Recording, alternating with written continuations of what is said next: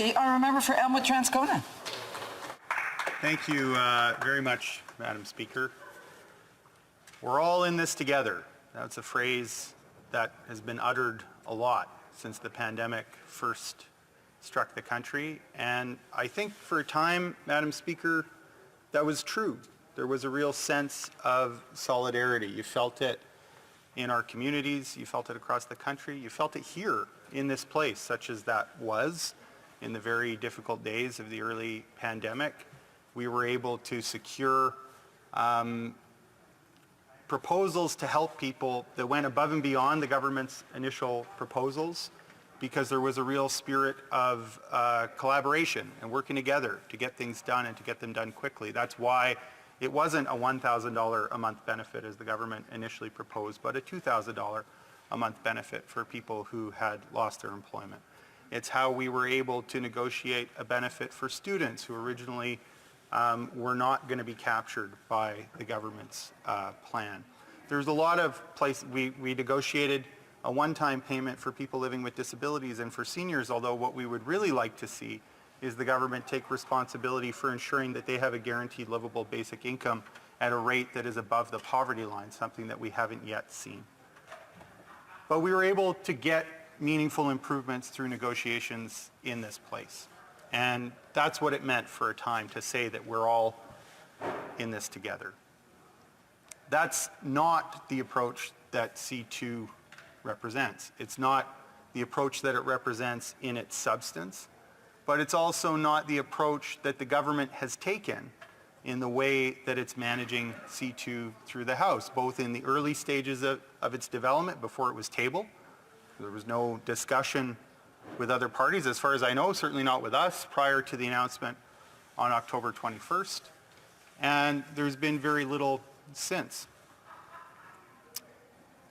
The motion that's before us right now is about dividing even more at a time where we've started from this moment of solidarity, and over the course of the last 20 months or so, the government has slowly been edging back from that sense of solidarity, edging back from, and I think with C-2 actually just turning its back on the idea that the Prime Minister just ran on in the campaign in September, saying that they wouldn't leave anybody behind.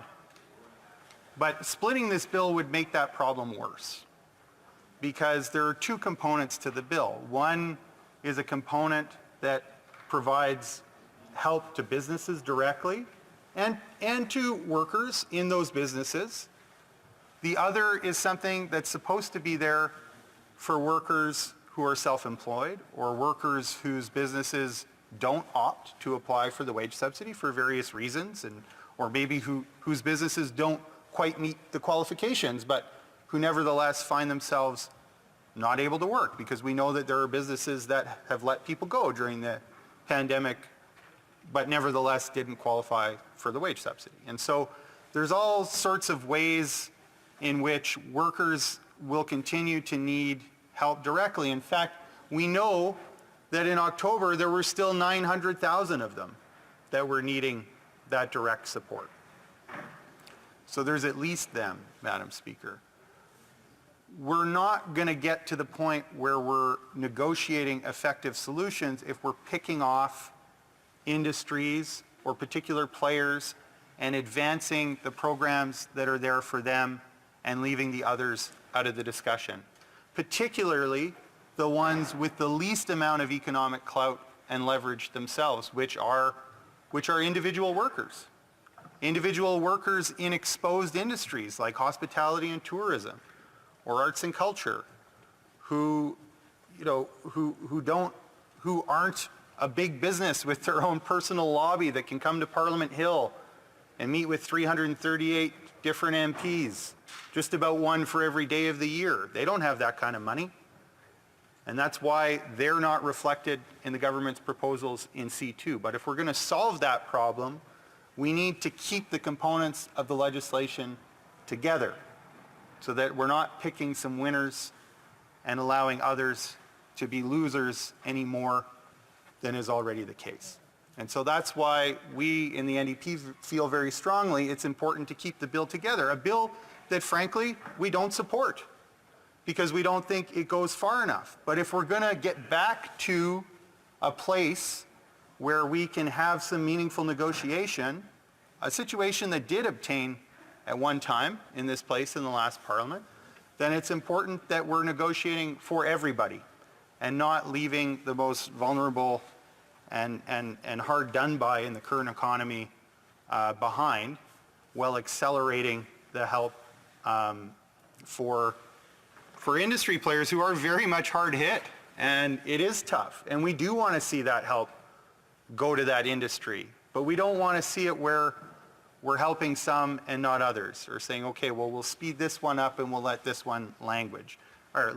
Because we need to maintain that sense of us all being in it together, instead of being picked off one by one in a divide and conquer strategy to ultimately roll back pandemic support for Canadians. And that's where I think we actually see a pretty close affinity of intent and interest between the Liberals and Conservatives right now, who are talking about the extent to which they're going to roll back those supports.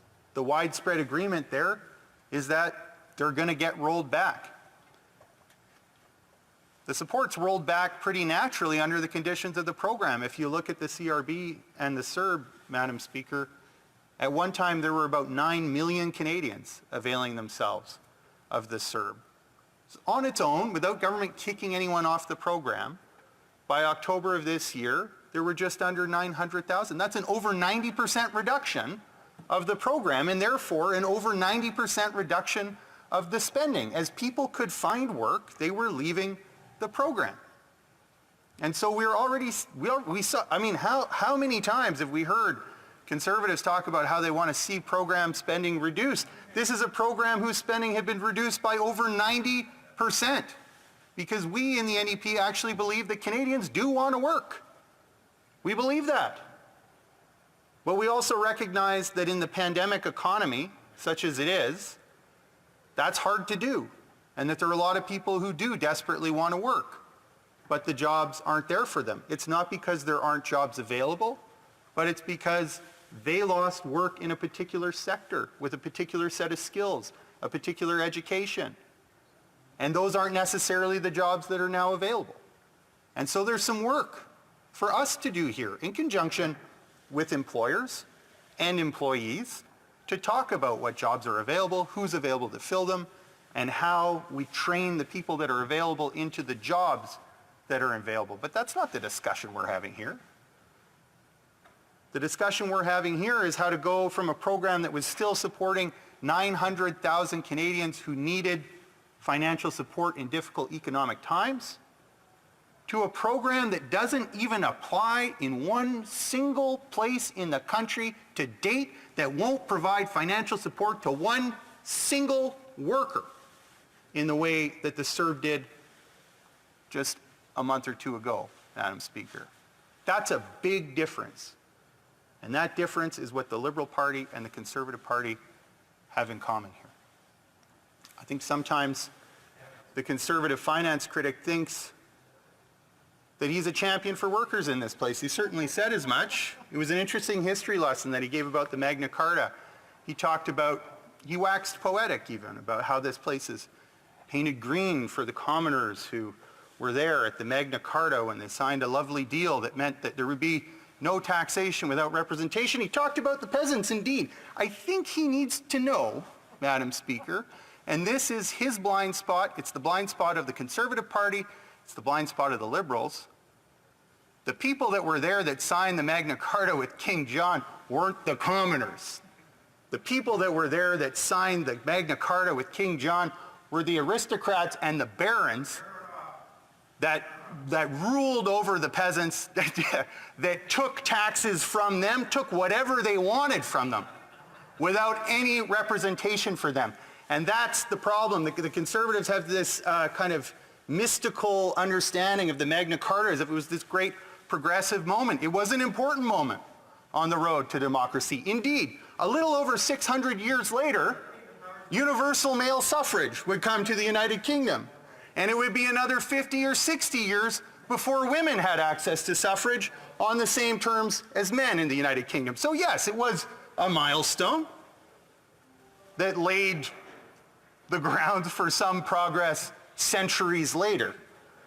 But I think the conservative finance critic misses a few steps. It's not an innocent mistake, and it's not an inconsequential mistake, Madam Speaker. Those same barons that were there at Magna Carta to sign are not unlike the 1% today that the Parliamentary Budget Officer just reported this week own 25% of the wealth in Canada now. That wasn't always the case. In fact, around the turn of the century, it was more in the order of 11 or 12%. So 1% of the population is sharing 25% of the wealth in Canada. 40% of the population is sharing 1% of that wealth. That's the tale of 1% in Canada right now.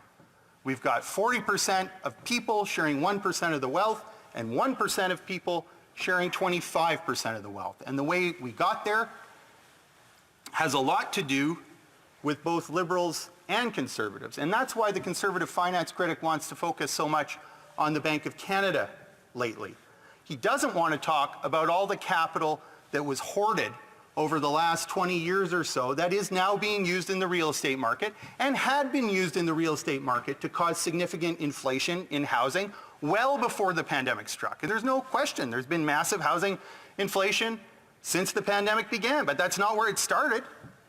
That's not where it started. It's been going on for a long time. It's been going on over the period where the corporate tax rate has been cut in the year 2000 from 28% to just 15% today, and where we've seen overwhelming increases in the amount of dividends that are paid out. Now, who are some of the people that are gaining the biggest amount of money from those dividend payments as a result of corporate tax cuts? They're that 1%. That's how we got to the point today, where 1% of the people own 25% of the wealth. In the year 2000, the capital gains tax, the capital gains inclusion rate, was cut from 75% to 50%. 9/10 of the benefit of that tax cut over the last 20 years has gone to the top 1%. That's cash in hand for them that they've been sitting on until they had a moment to spend it in a way that would create more money, just as the conservative finance critic likes to talk about. But they're not getting all of that in liquidity from the Bank of Canada. They're getting it from increasing returns as corporations pay less and less of the share of government revenue. 65 years ago, corporations in Canada used to pay for 50% of government revenue. Today, they pay 20%. That means individual Canadians are picking up 80% of the tab when they used to have to only pick up 50%. Now, the Conservatives will say, and Liberals will join them, well, if we cut their taxes, then they'll invest back in the economy, and that will create jobs and wealth. That's true to a point, except that the cash holdings of corporations and the wealthiest individuals have skyrocketed over the last 20 years, while the corporate tax rate went from 28% to 15%. So, and in fact, investment in real assets and productivity has stayed constant around 5.5% of GDP. So no, that money was, in fact, even the late Jim Flaherty, some might remember him, he sat on the Conservative side of the House, scolded corporate Canada at one point for the extent to which they were failing to reinvest the money from corporate tax cuts back into the economy. $25 billion a year is the number that the Parliamentary Budget Officer, hardly a partisan office, has estimated that Canadians are losing every year to tax havens legally. That's how we got to the point that 1% of the population in Canada now owns 25% of the wealth. That's about doubled over the last 20 years or so. So yeah, there's a story to tell about the Magna Carta. There's a story to tell about wealthy individuals with a lot of pull and a lot of influence being able to constrain the government in a way that benefits them while they squash the people under them and take the value of their work for themselves. Unfortunately, that's not that old of a story in the sense that it's an old story in the sense that it's been going on, but it's not a history lesson. It's a contemporary economic lesson. And we need to figure out how we're going to change that. That's why I'm proud to have run on the idea of a wealth tax for fortunes over $20 million. You know, that doesn't cover a lot of Canadians. I think it's pretty hard to get outraged at the idea that people who have amassed more and more of the economic pie, far more, their proportion of the pie has grown far more quickly than the pie itself, which means more and more people are sharing less and less. And then people wonder why we don't have money to fund public services. It's not that we just magically have less money. It's that the people at the top are paying far less than they used to. And they're hoarding that wealth, or they're spending it on themselves, or they're using it to make investments in the real estate market that are driving up the costs for everybody else. And that's the real problem. So, you know, always glad to talk history and economics with a conservative finance critic, but I think there are some facts missing from his version of events when he talks about the Magna Carta. The people that are forgotten in his story are the same people that are getting forgotten in C-2. They're the people that haven't been able to get back to work, and we're depending on a government that said they'd have their back, and found that within a month after the election, with 2 days warning, that this very same prime minister that said he'd have their back turned his back on them. That's what we're dealing with here in C-2. And if we're going to get to a decent solution, we're going to do it by talking about everyone at the same time, instead of hiving them off into sections, leaving some to languish and others to get the help that they genuinely need.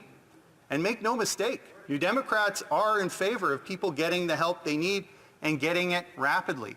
It's why we have not had any secrets about what we think needs to happen and what the government needs to do as they pass C-2. In fact, we'll have some suggestions for how they could include these measures in Bill C-2, how they could stop the clawbacks of the GIS and the Canada Child Benefit and the Canada Worker Benefit, how they could implement a low-income CERB repayment amnesty so they're not chasing after people that are already losing their homes for about $14,000 of debt, that in some cases they're negotiating payment plans for $10 a month. Do you know how long it's going to take for the government to get its $14,000 back at $10 a month?